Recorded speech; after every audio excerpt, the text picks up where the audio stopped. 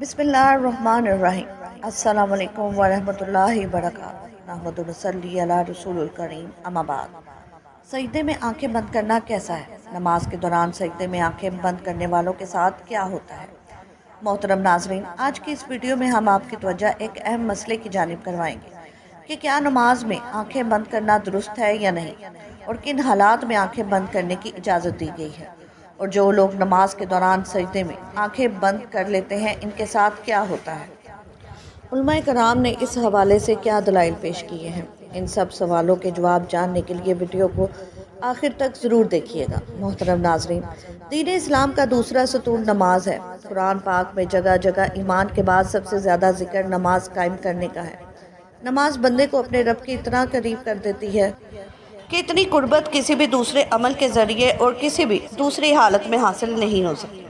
نماز قائم کرنے کی بدولت ہی مسلمان اللہ کی یاد اور اس کا قرب، اس کی حضوری اور اس کی ہم کلامی جیسی نعمتوں سے فیض یاب ہوتا ہے۔ سبحان اللہ۔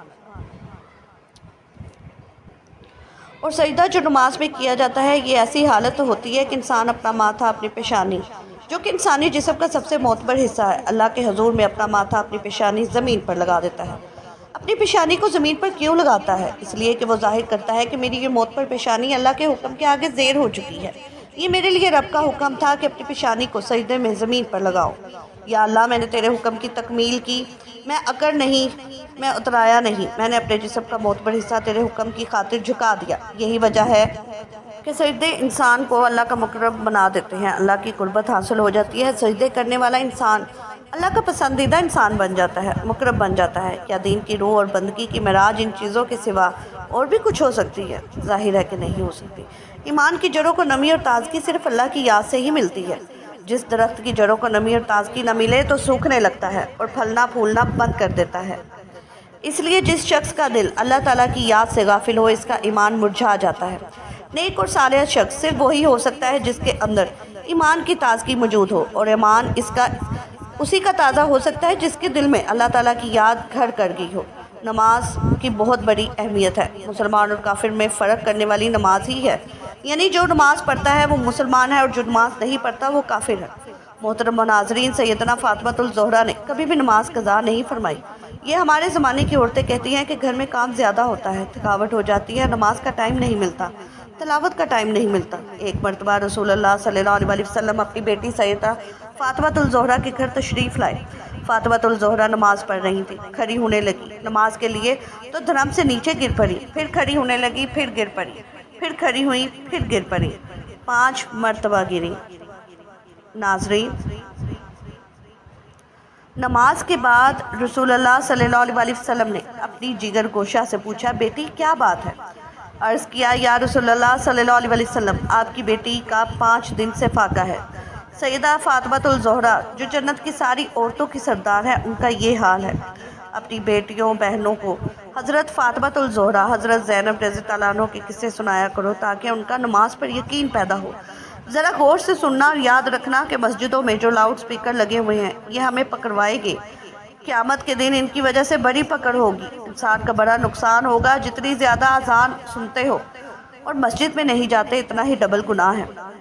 صبح کے وقت میں ہر چیز اٹھتی ہے، چرند پرند، چھوٹی موٹی مخلوق اللہ کا نام لیتی ہے، اور یہ مسلمان سوئے پڑے ہوتے ہیں، آدھی رات تک گانے بجانے میں مشغول رہتے ہیں۔ حدیث پاک میں آتا ہے کہ قرآن کریم میں بھی ہے کہ درختوں کے پتے بھی اللہ کا نام لیتے ہیں، پتھروں کے کنکر بھی اللہ کا نام لیتے ہیں، زمین آسمان کے درمیان میں سمندر کا قطرہ قطرہ اللہ کا نام لیتا ہے، دریا کا قطرہ قطرہ اپنے اللہ کو یاد کرتا ہے۔ اللہ کے ذکر سے اور نماز جیسے عظیم کام سے صرف انسان ہی غافل ہو سکتا ہے۔ محترم ناظرین، ہم آپ کو نماز میں آنکھیں بند کرنے کے حوالے سے فقہ کی کیا رائے ہے وہ بھی بتائیں گے، لیکن اس سے پہلے ضروری ہے کہ رسول پاک کی نماز کیسی تھی، اس حوالے سے بات کی جائے، کیونکہ حدیث پاک کا مفہوم ہے کہ تم نماز ویسے ہی ادا کرو جیسے تم نے مجھے ادا کرتے ہوئے دیکھا ہے۔ تو ناظرین، اس لیے ضروری ہے کہ رسول پاک صلی اللہ علیہ وسلم کی نماز کی حالت کے بارے میں جانا جائے کہ اللہ کے نبی نماز کس طرح ادا کرتے تھے۔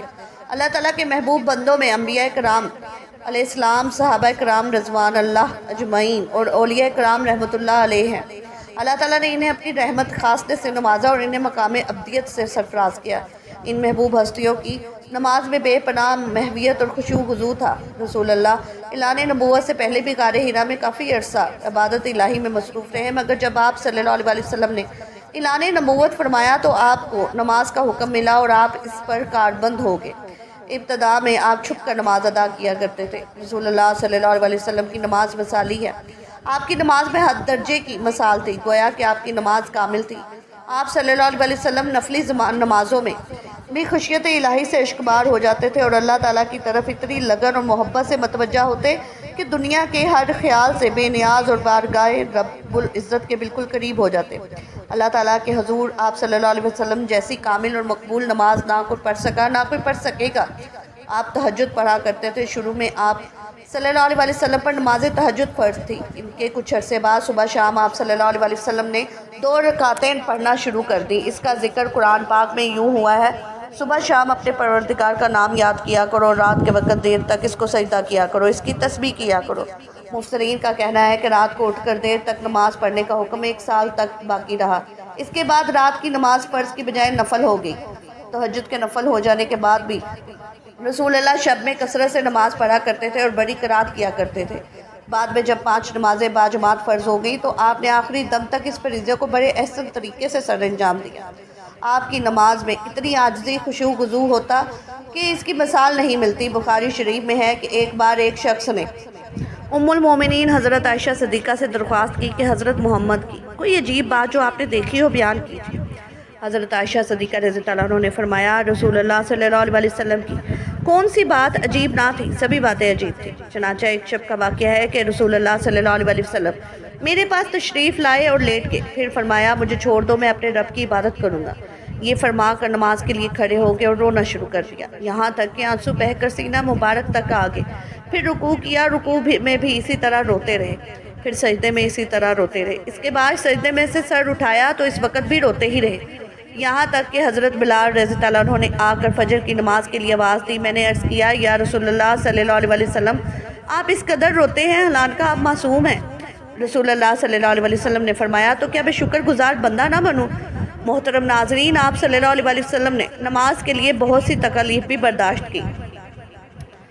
بخاری شریف میں ہے کہ ایک دن آپ صلی اللہ علیہ وسلم حرم شریف میں نماز پڑھ رہے تھے اور قریش بیٹھے مذاق کر رہے تھے۔ ابو جہل نے کہا، کاش اس وقت کوئی جاتا اونٹ کی اوجری نجاست سمیت اٹھا لاتا اور محمد صلی اللہ علیہ وسلم جب سجدے میں جاتے تو وہ ان کی گردن پر ڈال دیتا۔ چنانچہ عقبہ نے ابو جہل کی خواہش کے مطابق ایک بڑے اونٹ کی اوجری لا کر آپ صلی اللہ علیہ وسلم پر ڈال دی اور آپ کو سخت تکلیف اٹھانا پڑی۔ مسلم شریف میں حضرت حذیفہ رضی اللہ عنہ سے مروی ہے کہ ایک رات مجھ کو رسول اللہ صلی اللہ علیہ وسلم کے ساتھ نماز پڑھنے کا اتفاق ہوا۔ رسول اللہ صلی اللہ علیہ وسلم نے سورۃ بقرہ شروع کی۔ میں نے سمجھا آپ 100 آیتوں تک پڑھیں گے، لیکن جب آپ اس کو پڑھ کر آگے بڑھے تو میں نے دل میں کہا شاید آپ پوری سورت ایک ہی رکعت میں ختم کرنا چاہتے ہیں۔ چنانچہ جب آپ نے اس سورت کو ختم کیا تو میں نے خیال کیا اب آپ رکوع کریں گے، لیکن آپ صلی اللہ علیہ وسلم نے فوراً سورۃ العمران شروع کر دی اور وہ بھی ختم ہوگی تو سورۃ النساء شروع کر دی۔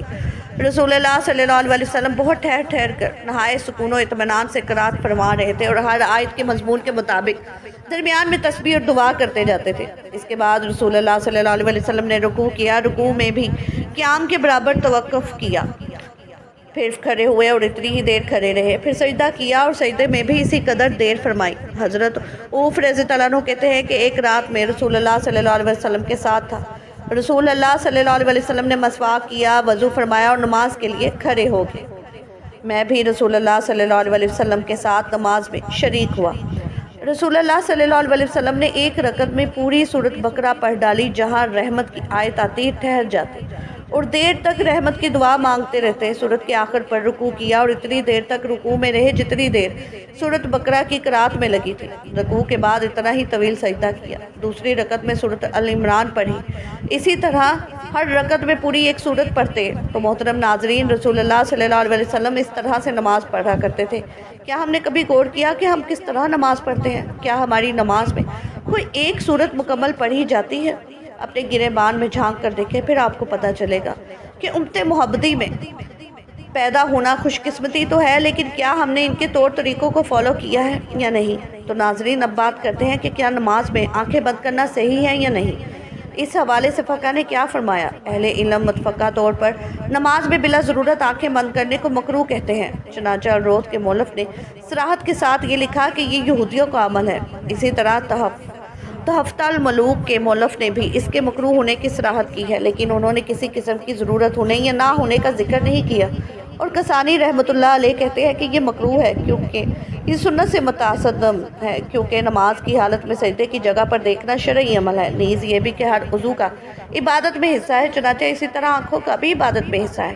مراقی الفلاح کے مؤلف نے نماز کے دوران آنکھیں بند کرنے کو مکروہ کہا ہے، تاہم کہیں مصلحت کا تقاضا ہو تو جائز ہے، لیکن انہوں نے یہ بھی کہا ہے کہ بسا اوقات آنکھیں بند کرنا آنکھیں کھلی رکھنے سے بہتر ہوگا۔ امام عاص بن عبدالسلام رحمۃ اللہ علیہ نے اپنا فتاویٰ میں ضرورت کے وقت آنکھیں بند کرنے کی اجازت دی ہے۔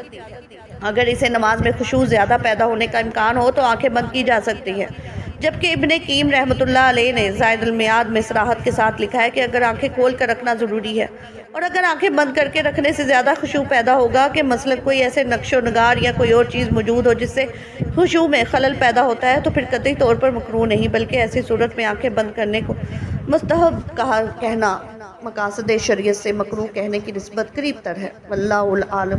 تو ناظرین، فقہ کے فرمان کے مطابق ہم نے دیکھا کہ کیا نماز کے دوران آنکھیں بند کی جا سکتی ہیں یا نہیں۔ بہرحال بہتر تو یہ ہے کہ آنکھیں کھول کر نماز پڑھی جائے، کیونکہ نماز پڑھنے کے دوران سجدے کی جگہ پر دیکھنا ضروری ہے۔ سو ناظرین، آخر میں اللہ سے دعا ہے کہ اللہ تعالی ہمیں دین کی سمجھ بوجھ عطا فرمائے، ہماری نمازوں میں خشوع خضوع پیدا فرمائے، اور جس طرح سے رسول اللہ صلی اللہ علیہ وسلم نے زندگی گزاری ہے انہی کے نقش قدم پر چلنے کی توفیق عطا فرمائے، ہم رسول اللہ کی سنتوں پر عمل کرنے والے بن جائیں، ہمارا جینا مرنا رسول اللہ کی اتباع میں گزرے، ہم رسول اللہ صلی اللہ علیہ وسلم کے سچے پکے امتی بن جائیں۔